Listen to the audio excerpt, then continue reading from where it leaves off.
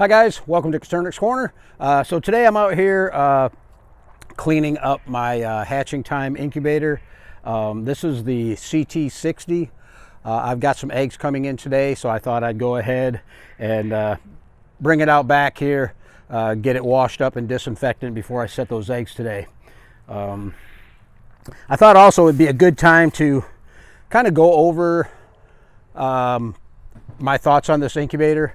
I've been using it now for probably, I think, about a dozen hatches that I've hatched out of it, and I've got some really good hatch rates. On shipped eggs, I'm averaging between 70 and 75% hatch rate, but on my eggs, I'm getting closer to 90% hatch rate. So I'm really happy in the, how well the incubator is doing.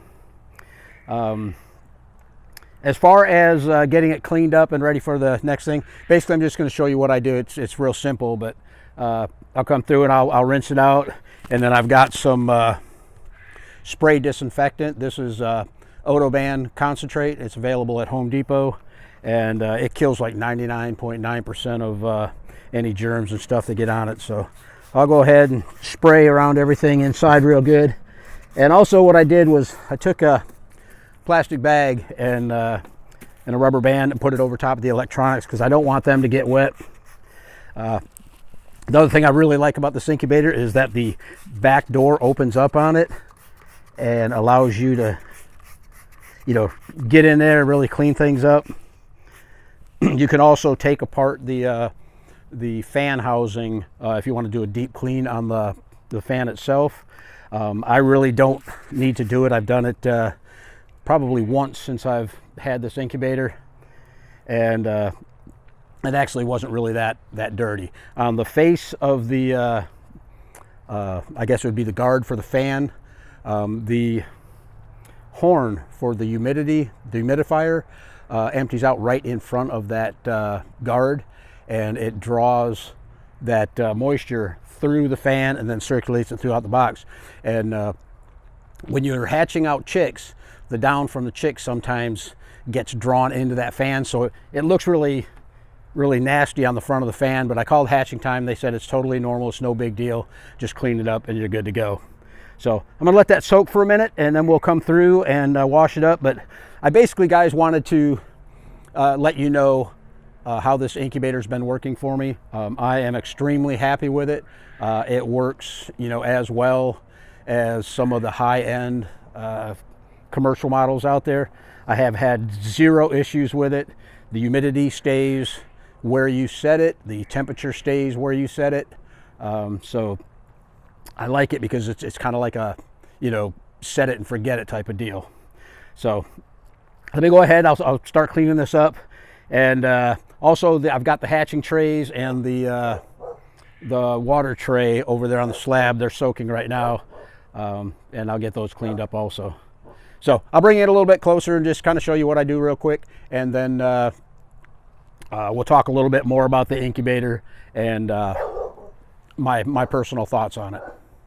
Okay, also I want to mention that the humidifier tanks seem to be working just fine. I don't have any problems with leaks or any of the valves sticking. The humidifier unit itself is still going strong. And also on the egg turners, haven't had any problems with those. The motors are still working great. The egg turners, I did purchase the coil rails for it to increase the number of eggs that I can place in it. But just keep in mind that if you're setting jumbos, you're not going to be able to get as many eggs in there as there are slots, as the jumbo eggs take up a little bit too much room. Okay, so after I've got it all washed up and disinfected, I'll just take and towel dry it real quick, just to get the 90% of the moisture out of it. There is a humidity sensor unit on the top side of the box here, and you want to make sure that that is completely dried out so you get an accurate reading. So what I'll do is I'll leave it out here in the sun for a while, let that air blow through it, and just kind of air dry it 100% before I bring it back inside. Okay, and another thing on these hatching baskets, what I did was I took these little alignment pins, or these alignment dowels, and I super glued them into one half of the basket. That way when I pull the cover off, I don't have to worry about the pin falling out. I've already lost a few of them, so I ordered a few more from Hatching Time, and I super glued them in. Okay guys, so I hope you enjoyed this video. If you're thinking about or looking at some of the Hatching Time incubator models, I can tell you that this one has done extremely well for me over the past year or so, and I'm really happy with it. And I want to thank Hatching Time again for sending it out to me. So guys, if you're not already subscribed to the channel, please do so. It helps me out. You can get notified of any new and upcoming videos by hitting that notification bell. So thanks again, and we'll see you on the next one.